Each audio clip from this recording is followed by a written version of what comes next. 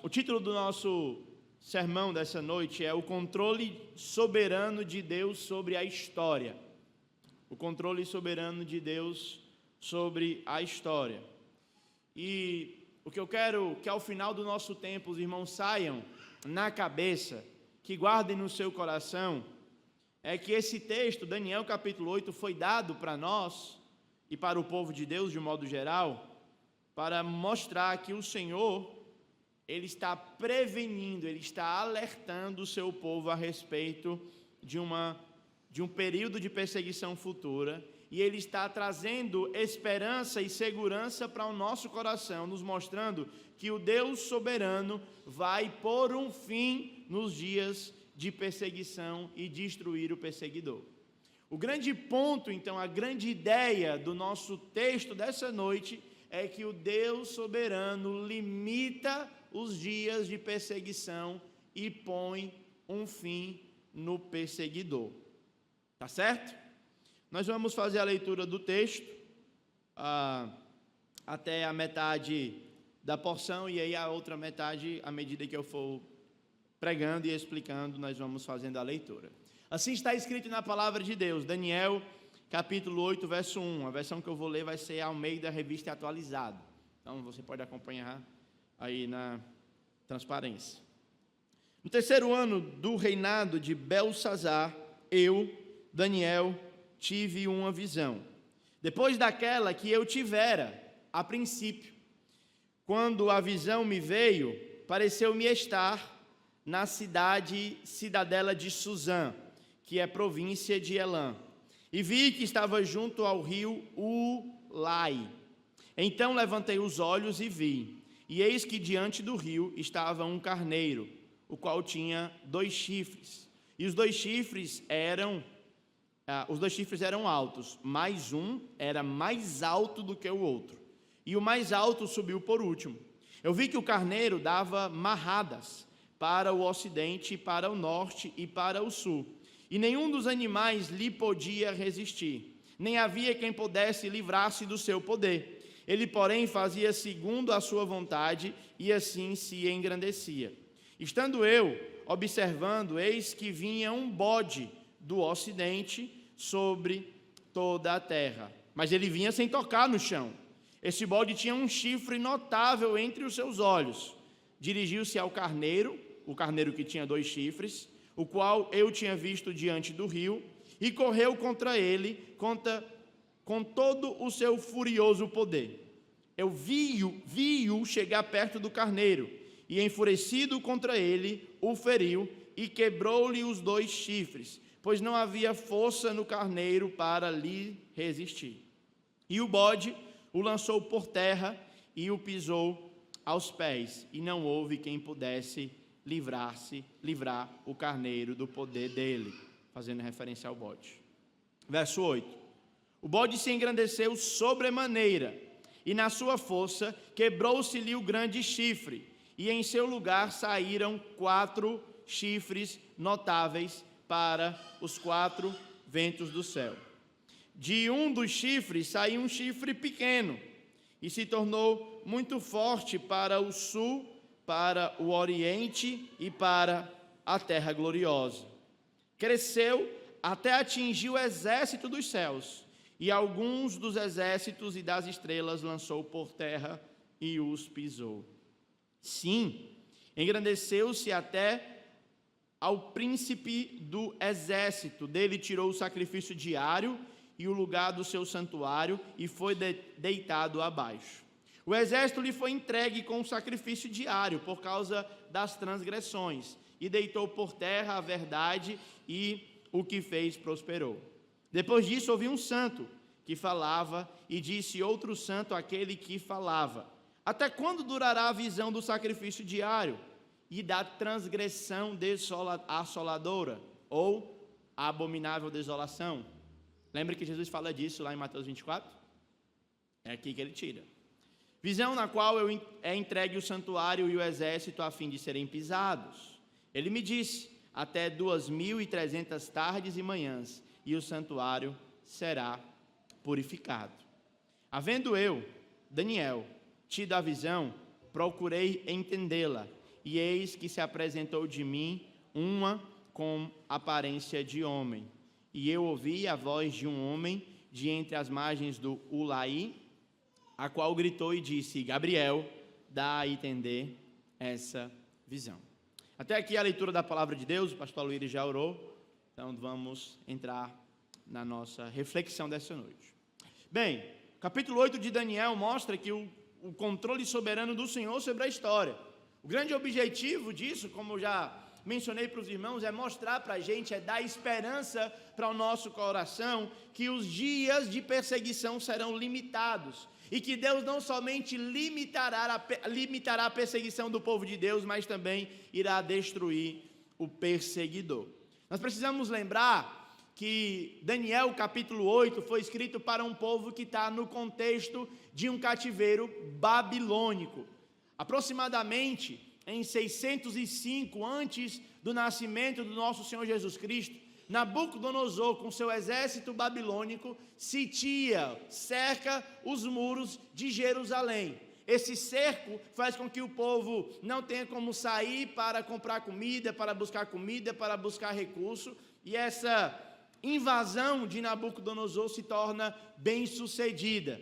Ele desenvolve 3 movimentos contra o povo de Deus. O primeiro em 605, quando ele leva Daniel, Sadraque, Mesaque e Abidnego, por seus nomes babilônicos. Se fosse nome israelita, seria Misael, Ananias e Azarias. E depois ele também tem uma incursão contra Jerusalém em 1597, mas a pior e a mais avassaladora de todas é a de 586 antes do nascimento de Jesus, quando ele destrói toda Jerusalém, deixa Jerusalém arrasada. Talvez isso não lhe cause tanto impacto no coração, mas certamente para o povo de Deus na Babilônia, eles foram expostos a muitas vulnerabilidades do seu coração. Aquele povo que outrora foram chamada por Deus para ser uma bênção para as nações, para povoar a terra, para ser luz para todos os povos, aquele povo que havia alcançado a glória máxima a partir da liderança de Davi e, consequentemente, do seu filho Salomão, agora está quebrado, está destruído e está escravizado por Nabucodonosor. Pensando que o Senhor, o seu Deus, a quem eles adoram, havia os esquecido, talvez lutando contra a crença de que se realmente vale a pena servir a um Deus como esse, que permite que os meus inimigos vençam sobre mim, será que vale a pena servir a Deus em tempos de cativeiro? O livro de Daniel, então, ele é escrito e dado para o povo para lidar com essas situações, porque o Senhor sabe que dias difíceis fazem parte da agenda da vida de todo ser humano. Prevalência dos nossos inimigos, às vezes, vai ser uma realidade que, por vezes, é dolorosa para nós. O inário evangelical brasileiro é muito triunfalista, por vezes, e aí sempre canta das vitórias dos inimigos: eu vou vencer, né? Eu persegui os meus inimigos e os atravessei, os destruí, né? Recebe aí a tua vitória, né?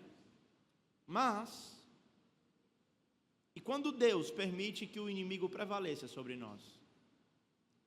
Nós sempre dizemos: se Deus é por nós, mas e quando Deus se coloca contra o povo? Daniel, então, vai nos ajudar com as questões do coração em dias como esses, mostrando que, embora os inimigos prevaleçam em determinado momento da sua vida, no final, somente um é quem balança a bandeira da vitória. Mesmo no cativeiro, o Senhor dá para Israel esperança. Confiem em mim em dias difíceis, é o que diz o Senhor por meio de Daniel. Bem, meus irmãos, o capítulo 8 está fazendo conexão com os capítulos anteriores, quando nós lembramos do capítulo 2 e do capítulo 7, que nós vimos no domingo passado. No capítulo 2, Daniel lida com a interpretação de um sonho de Nabucodonosor. O que Nabucodonosor viu naquele sonho? Quem lembra? Ele viu o quê? Uma estátua. A estátua era composta por 4 elementos: cabeça de ouro, peito e braços de prata, quadril e bucho, né? Barriga, busto, sei lá, de bronze, e as pernas de ferro e os pés uma mistura de ferro e de barro. A interpretação daquele sonho é que uma pedra sem auxílio de mãos humanas veio e derrubou a estátua, e a pedra conseguiu tomar conta de tudo, de modo que todo mundo passou a ser dominado por aquela pedra. Daniel então falou que cada elemento da estátua diz respeito a um reino que passaria. E ao final, quando chegasse a época desse último reino, das pernas de ferro e mistura de barro, o reino de Deus viria, derrubaria a estátua e tomaria conta de tudo. Nós aprendemos naquela ocasião que os 4 impérios podem ser percebidos quando nós olhamos para a história. O primeiro império, que representa a cabeça de ouro, é o Império Babilônico. A parte de prata da estátua representa o Império Medo-Persa. A parte de bronze representa o Império Grego e as pernas de ferro representam o Império Romano, que era o império que estava em vigor quando Jesus nasceu.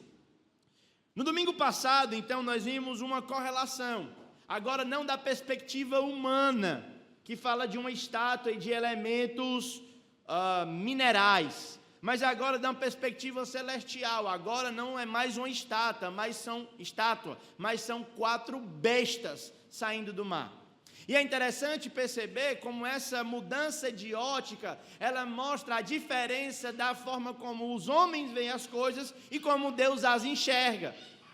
Na mente de Deus, cada império que se opõe a Ele é visto de maneira bestial, deformada. É um leão alado, é um urso distorcido, é uma onça distorcida, e o 4º animal não é nem mencionado, tamanha era a monstruosidade dele. Quando nós chegamos no capítulo 8, meus irmãos, nós não vamos lidar com todas as 4 nações, mas parece que o autor, ele vai nos convidar a ler de modo mais específico, e ao invés de lidar com 2 ou com 4 nações, ele vai lidar com duas nações. E o texto pode ser dividido aqui para facilitar a nossa compreensão. Eu penso que vai ser útil nós dividirmos o texto em Daniel capítulo 8, verso 1 ao 14. Nós vamos ver que Deus dá a Daniel uma visão, e do verso 15 até o 27, o Senhor dá a interpretação a Daniel da visão que ele recebeu. Então a primeira coisa que nós precisamos destacar aqui, meus irmãos, é que Deus, o Senhor, é soberano na história, porque Ele conhece o futuro. Deus é soberano sobre a história porque Ele tem domínio do que irá acontecer e, por vezes, revela aos seus servos. Daniel, então, está lá no reinado de Belsazar.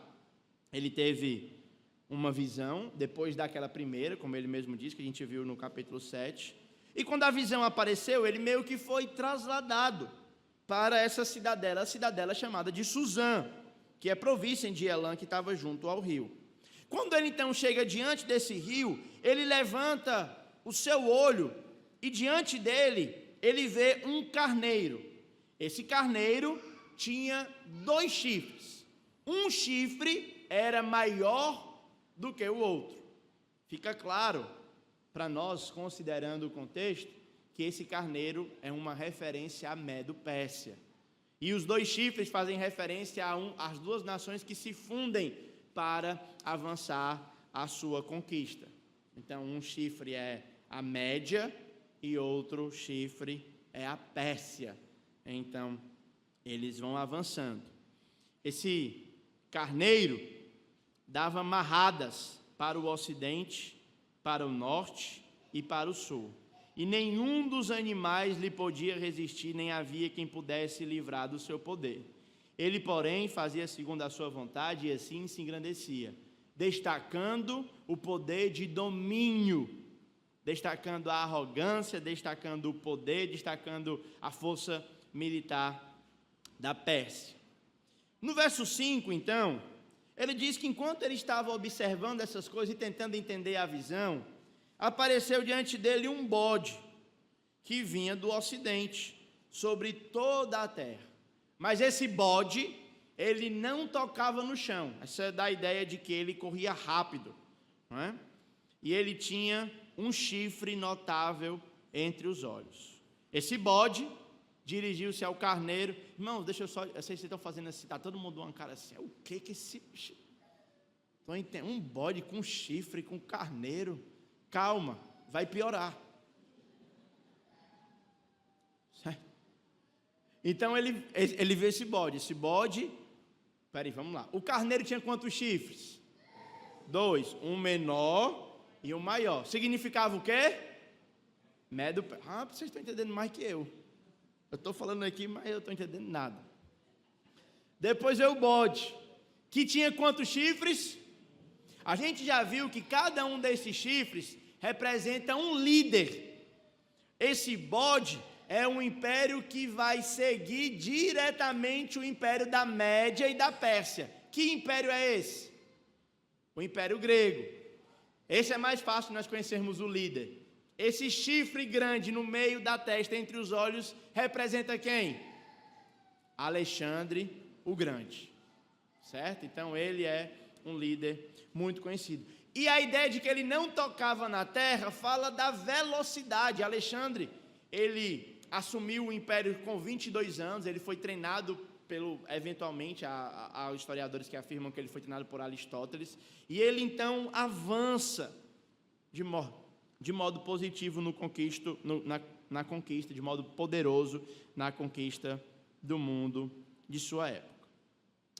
É interessante que no verso 8, a palavra de Deus vai dizer que o bode se engrandeceu sobremaneira, e na sua força quebrou-se-lhe o grande chifre, e em seu lugar saíram 4 chifres notáveis.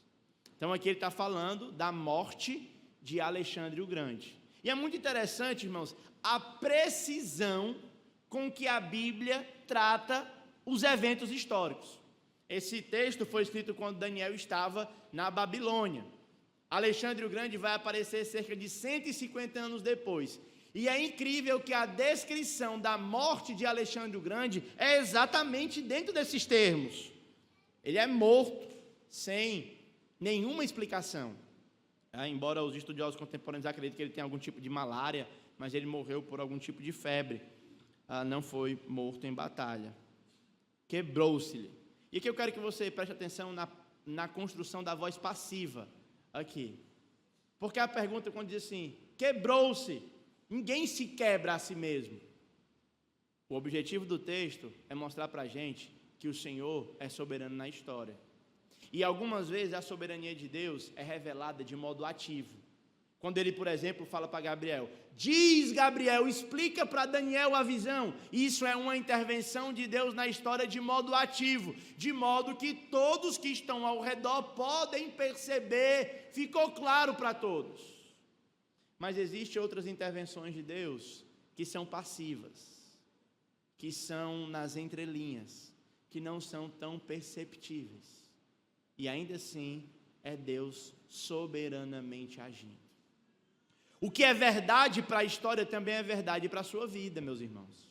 Algumas vezes, as ações de Deus em sua casa, em sua vida, especificamente em sua história, serão claras. Vai ficar claro para todo mundo. Isso aconteceu porque foi a mão de Deus. Mas existem outras circunstâncias, e essas até mais corriqueiras, que você não percebe. Existem livramentos na sua história que você não viu. Existem provisões na sua história que você não conseguiu captar. Existe cuidado na sua vida que não foi tão claro, mas ainda assim, Deus estava cuidando, Deus estava protegendo, Deus estava libertando. Ele estava avançando o seu plano ao longo de toda a história. E isso, irmãos, fala da soberania de Deus. O Deus que nós servimos é o Deus que conhece o futuro. E se Ele conhece o futuro de toda a história do mundo, Ele também conhece o seu futuro específico. Por isso, então, eu queria lhe perguntar, qual é a razão pela qual você teme o dia de amanhã? Talvez uma das razões e um dos medos que você tenha sobre o dia de amanhã seja porque você tema não conseguir dar conta das demandas que você projetou, os planos que você fez, as idealizações que você estabeleceu, não é? Existem coisas no seu futuro que não são do seu controle, não é? Eu estava conversando um dia com o pai de uma menina.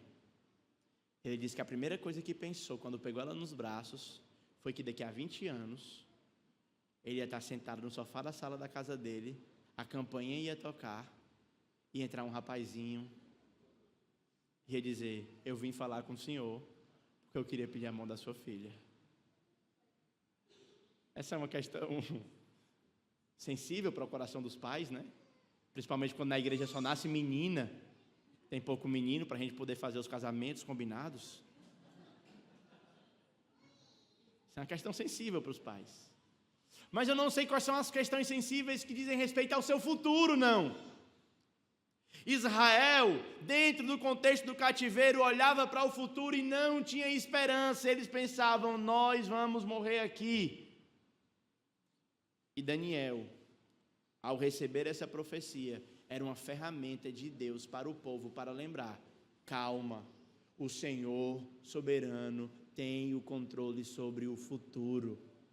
Ele não só sabe o que vai acontecer, como Ele ativamente está projetando o futuro, a história da nação, da cidade, do estado, dessa igreja, da sua vida. Ele conhece, sabe e projeta. Por isso, nessa noite eu convido você para descansar. Descansar. E se você tem alguma preocupação quanto ao dia de amanhã, eu convido você a inverter essa preocupação e trazer ela para lidar com os seus problemas que estão diante de você hoje. Vai ser mais efetivo e vai ser mais bíblico, por assim dizer. Então Deus, Ele previu a ascensão da Média e da Pérsia, previu a ascensão da Grécia, de Alexandre o Grande, mas Ele também previu a morte de Alexandre o Grande. E quando Alexandre o Grande morre, o seu reino é dividido em 4 imperadores. Esses 4 chifrinhos aí são 4 imperadores menores: os Seleucidas, os Ptolomeus, os Lissandros e os Cassandros, alguma coisa assim, né? Os Ptolomeus vão assumir a região que é a região do Templo de Jerusalém. E um dos seus líderes é chamado Antíoco Epifânio, especificamente o 4º. Ele vai ser um líder cruel, que vai impedir a adoração dos judeus, que já haviam retornado para Jerusalém. E não somente vai impedir a adoração, como ele também vai colocar dentro do templo do Senhor uma estátua de Zeus, vai levar o porco para o Santo dos Santos, e ao invés de sacrificar um novilho, homem de 1 ano sem defeito, imaculado, ele vai sacrificar um porco, como sinônimo da sua insolência, da sua arrogância e da sua rebeldia, da sua afronta contra o povo de Deus. Essa época, os judeus foram mortos a milhares, ou milhares não, mas a dezenas, porque a quantidade de pessoas era diferente da nossa época, certo? Só vamos passar a ter muitas pessoas no mundo depois do século XVI, mas esse é assunto para outro momento. Mas dezenas, muitas pessoas morreram naquele lugar. E isso é chamado de abominação desoladora. Abominação desoladora, ou abominável da desolação. Só que aí você deve me perguntar assim: mas espera aí, Mateus 24, Jesus fala da abominação desoladora, não como retomando um evento do passado, mas ele fala da abominação desoladora como apontando para algo que ainda vai acontecer. Como é que nós devemos lidar com essa verdade?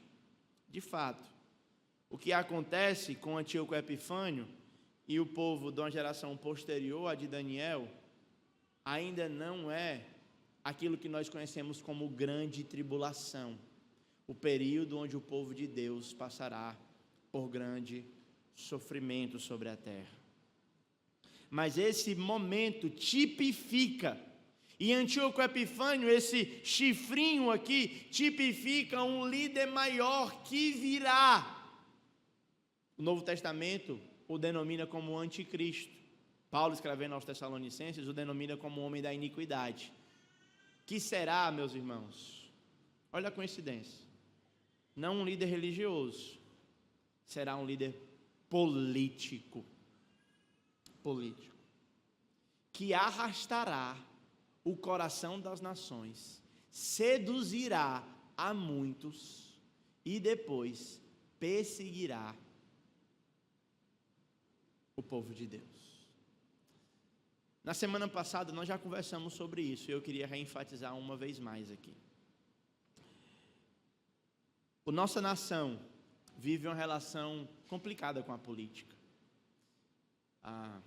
Nas últimas eleições, o nosso país, algumas famílias, algumas regiões se dividiram entre esquerda e direita. E tudo bem você ter sua opinião política. Você é um cidadão, nós não somos apolíticos, nem somos contra a política. O que nós precisamos ser muito conscientes, meus irmãos, é que nenhum império humano deve ter a militância do meu coração. Todo mundo é livre para ter a sua preferência política, seja ela certa ou errada. Não creio que todas as opções são certas. Na verdade, eu não creio que nenhuma é certa, mas é assunto para outro dia. Mas o único político, por assim dizer, o único rei que deve atrair o seu coração, despertar a sua militância, é o rei que vai destronar, que vai quebrar esse pequeno chifre. É o Rei Jesus. É o Rei Jesus. Então, louvo muito a Deus porque a nossa igreja, de modo muito específico, desenvolveu uma relação saudável com essa perspectiva. Mas, como é uma pauta do texto, eu não poderia deixar de lhes encorajar a isso. Um outro ponto, e aqui eu vou aproveitar para aprofundar, é que, embora o texto fale especificamente, diretamente de reinos políticos, existem outras causas humanas que são capazes de roubar o nosso coração e nos colocam em confronto contra o reino de Deus. E na semana passada, eu apliquei que uma dessas causas é a nossa família. E eu gostei muito que não poucos irmãos me perguntaram o que eu quis dizer com isso. E agora eu vou ter uma oportunidade para aprofundar um pouquinho daquilo que eu quis falar. Eu não quero dizer que toda vida que você investe na sua família, gastando tempo nela, você está fazendo uma coisa diametralmente oposta ao reino de Deus. Isso não é verdade. Mas eu também preciso lhe alertar que investir na família não é sinônimo necessário de investir no reino de Deus. O Novo Testamento apresenta uma relação muito diversa da família e o reino de Deus. Em uma determinada perspectiva, quando eu alinho o meu coração com as causas humanas corretas e faço isso para a promoção da glória de Deus, eu posso ter a família como uma plataforma, como um meio para que o reino de Deus se expanda. Como as orientações de Efésios e de Colossenses. Eu creio que todos estão familiarizados. No entanto, existem outros momentos, especificamente nas interações de Jesus com algum de seus seguidores, que ele mostra que a família pode ser um impeditivo para o serviço no reino. Certa vez, Jesus convidou um homem para o segui-lo, E ele disse: Senhor, eu não vou te seguir agora, porque eu preciso sepultar o meu pai. Jesus disse: deixem que os mortos sepultem os mortos. Ali, Jesus está ajudando ele a colocar o que é prioritário. Honra pai e mãe é um dos preceitos bíblicos mais fundamentais. É o primeiro mandamento com promessa. Mas a honra ao pai e à mãe está submetida a uma honra última, que é a nossa honra a Deus. E quando as duas coisas elas entram em conflito, você deve ser consciente da decisão que você vai tomar. Em outra ocasião, Jesus falou que os seus discípulos não podem, e essa eu gostaria de ler com vocês. Lucas capítulo 14.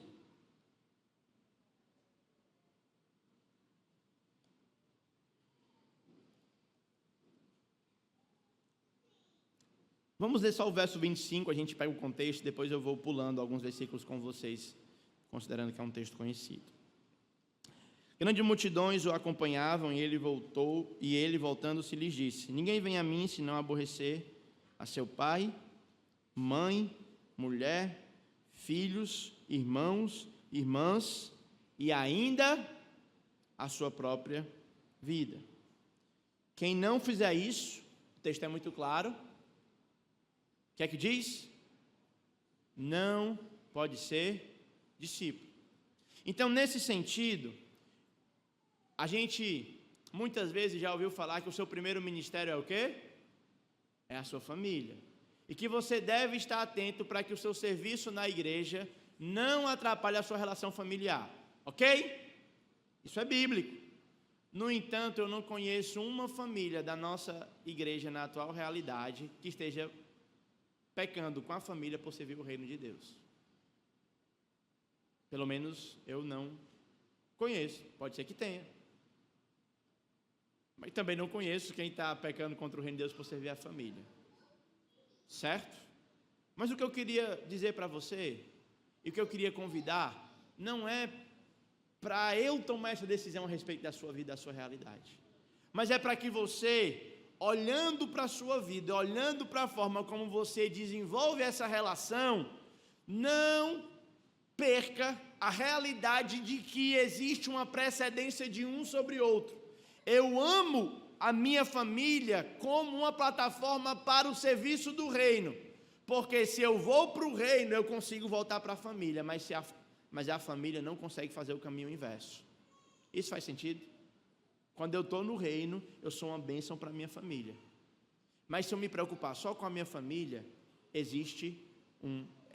a família não faz o contrário. O reino, quando eu amo o reino, eu abençoo a família. Mas se eu priorizar, primeiro lugar, reino, a minha família vai ser beneficiada. Mas se a minha família for primeiro lugar, o reino não dá. Porque Jesus disse que nós devemos buscar o reino de Deus e a sua justiça. Quando? Aonde? Em primeiro lugar. Então, eu gostaria de lhes encorajar a isso. Agora, isso é uma avaliação que você precisa fazer olhando para si mesmo. Ok? Voltando para Daniel capítulo 8, então,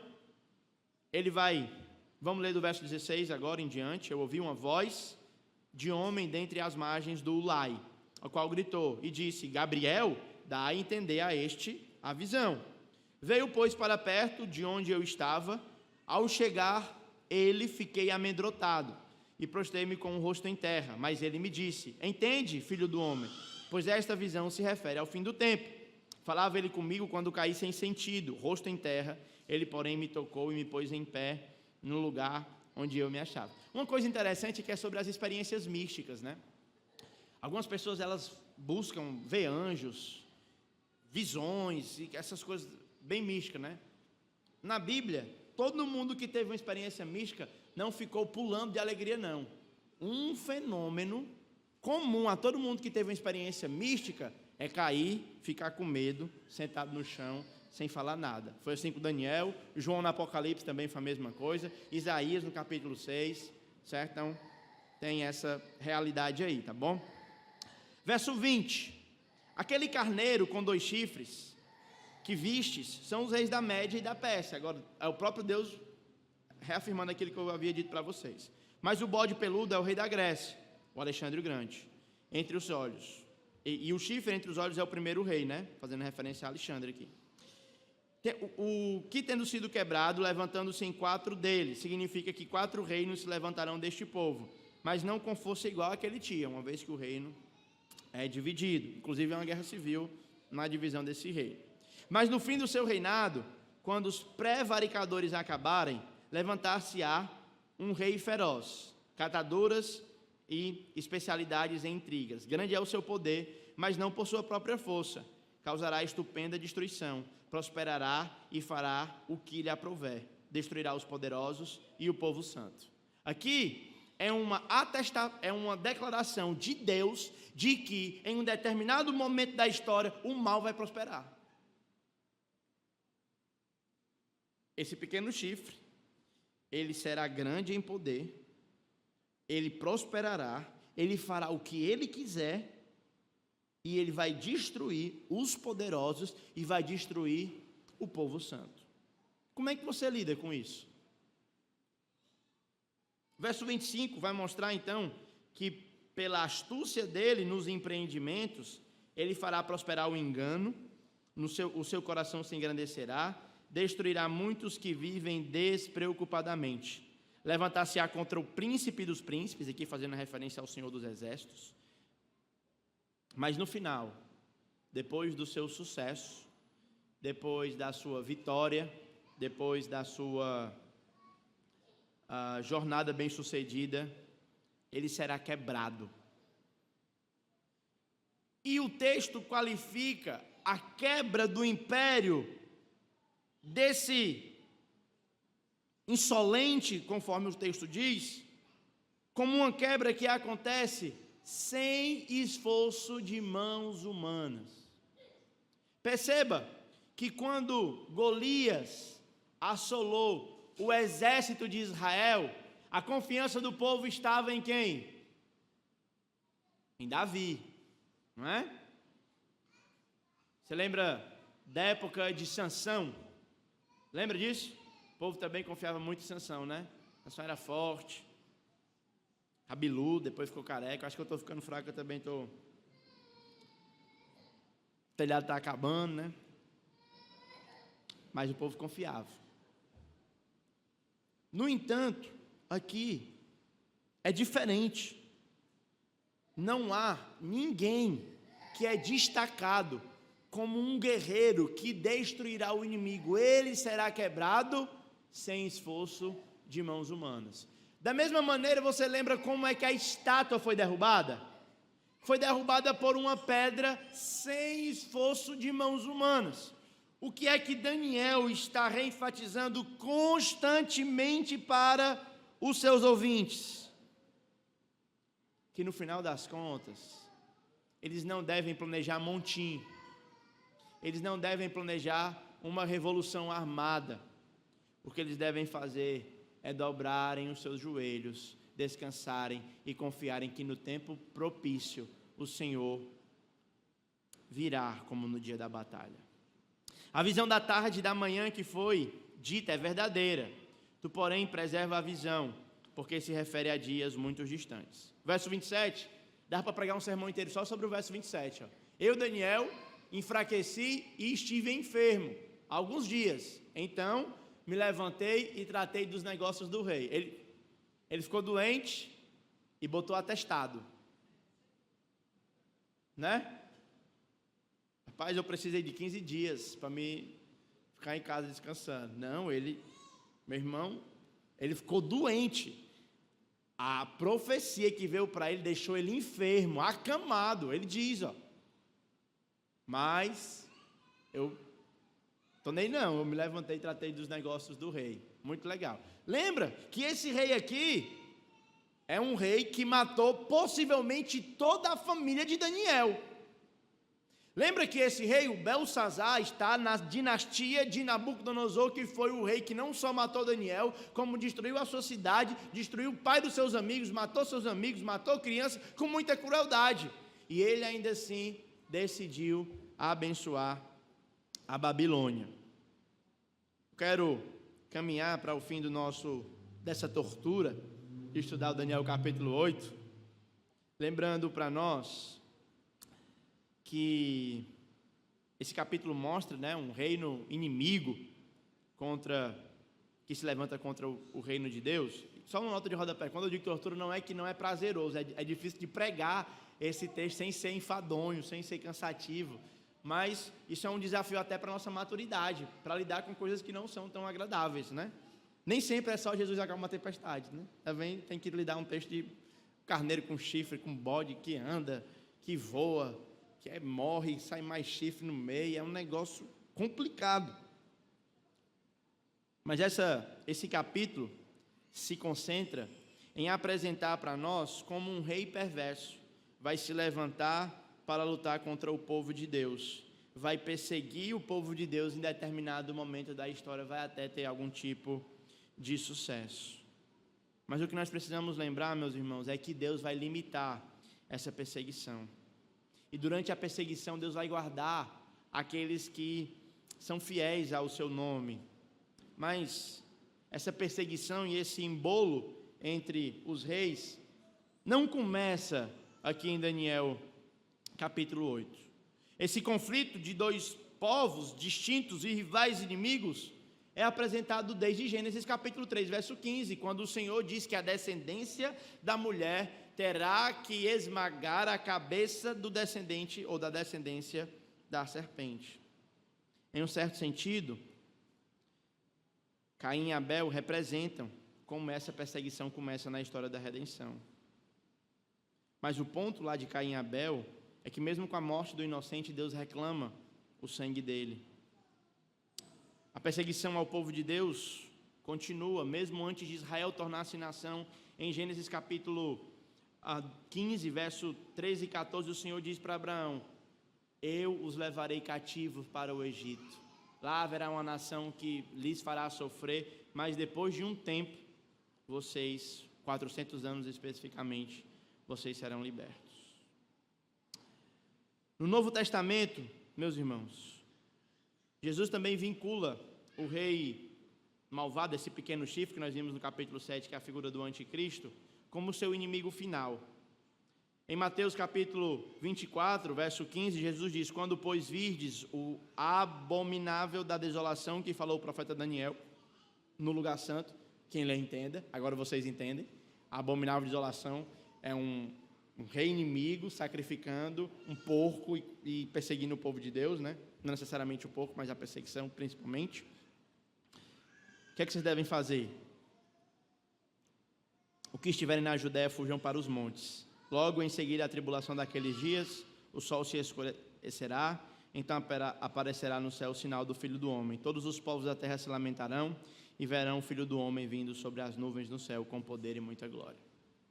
A ideia, irmãos, é que antes das coisas melhorarem, elas vão piorar. Amém? Deixa eu perguntar uma coisa para você. Está difícil a vida? Está difícil? Para alguns está. Aí o pregador de confissão positiva diz assim: pois creia, se você veio aqui hoje, não saia daqui sem buscar a sua bênção e a sua vitória, porque se você tiver fé, as coisas vão melhorar. Daniel capítulo 8 vai dizer que mesmo tendo fé, antes de melhorar, pode ser que piore. Pode ser que piore. Qual é o consolo para nós, então? É que antes das suas forças se acabarem, antes do mal lhe consumir e prevalecer, haverá um sinal nas nuvens, meus irmãos. A trombeta ressoará, o arcanjo dará o sinal, e no horizonte raiará um brilho reluzente. Todos ficarão perplexos, sem acreditar. Mas o Filho do Homem, o cavaleiro do cavalo branco, passeará por toda a terra, subjugando todos os inimigos e salvando o povo de Deus. Pode piorar, irmãos, é bem verdade, mas não vai lhe destruir. Aí tem a canção, né? Eu tenho um Deus que não vai deixar essa luta me matar, mas ela pode lhe ferir.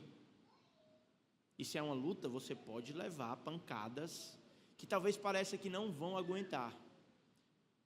Nesses dias eu quero que você lembre para Daniel capítulo 8. Volte para Daniel capítulo 8 e lembre que o Senhor proverá um meio para vencer. Foi assim com Cristo, meus irmãos. O texto em Filipenses capítulo 2 diz que ele, existindo em forma de Deus, se esvaziou, assumindo a forma de servo. Para ele, sair do céu de majestade e glória e assumir a forma de servo, já era uma piora considerável. Mas o texto mostra não somente que piorou, ele diz que ele assumiu a figura humana, foi até a morte. Aí você diz, então chegou o cúmulo da desgraça humana, ele morreu. Aí o texto ainda coloca uma nota, e morte de cruz. Todo mundo deve pensar que não conhece o texto. Então pronto. Então ele perdeu. Piorou tanto que ele foi morto, humilhado, massacrado e moído. Mas como nós nos lembraremos, por força de obrigação do nosso calendário, no domingo que vem, a morte não foi capaz de o deter. O Senhor, soberano na história, permitiu que o mal entrasse na vida do seu filho, que destruísse a vida do próprio Deus, mas não permitiu que o mal fosse a realidade última. Ele ressuscitou, venceu a morte, dando a nós esperança para que, se você está passando pelo dia mau, se você está passando por sofrimento, você tem uma confiança, não na sua força, não no poder do seu braço, mas olhando para Cristo. Por isso, então, gostaria de orar com os irmãos nessa noite, pedindo a Ele que nos ajude a confiarmos em Cristo para a nossa perseverança. Senhor, nós te agradecemos por Tua infinita graça, a Tua bondade e a Tua misericórdia. Obrigado por nos dar essa porção da Tua palavra, ainda que distante do nosso contexto, difícil de ler, de interpretar, de entender, mas nós queremos louvar a Ti, porque o esforço que nós gastamos aqui se reverte em esperança para os nossos corações. Nós cremos, Senhor, que como a tradição cristã que nós estamos inseridos celebra, a Tua entrada em Jerusalém hoje, celebrada pelos ramos, somente pré-anuncia a Tua entrada em glória nas nuvens. Há 2000 anos atrás, nós nos lembramos que o Senhor entrou montado em um jumentinho, simbolizando a humildade, simbolizando a sua simplicidade, simbolizando a sua abnegação, a sua identificação com a miséria humana. Mas nós cremos que a Tua entrada, da próxima vez que montar um animal, não será um jumento, o cavalo branco, a voz de muitas águas, os olhos como chama de fogo, a espada afiada, nos lembram não mais a Tua humanidade, mas agora nos lembram a Tua divindade e soberania sobre toda a história. Convido ao Senhor, Pai, a visitar o coração dos meus irmãos que talvez estão em um determinado momento da sua história, passando por aflição, que estão em determinado momento da sua história com medo do porvir, ou mesmo com dificuldades de entender alguns fenômenos no seu passado. Eu peço para que o Senhor crave essa verdade da Tua soberania sobre o controle da história em seus corações, de modo que os ajude, Senhor, a lidar com as suas debilidades e fraquezas. Nos ajuda, Pai, a mantermos sempre a causa do Teu Filho como alvo último das nossas vidas. Nos ajuda para o bem de nós, para o bem da nossa casa, da nossa igreja, do nosso trabalho, que mantemos sempre o Senhor como o primeiro e mais forte amor das nossas vidas.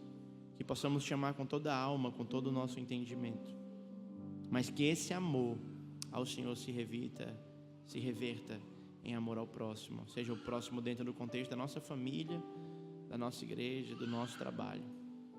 Em nome de Cristo que eu te oro e te agradeço. Amém. Amém. Que Deus abençoe, meus irmãos.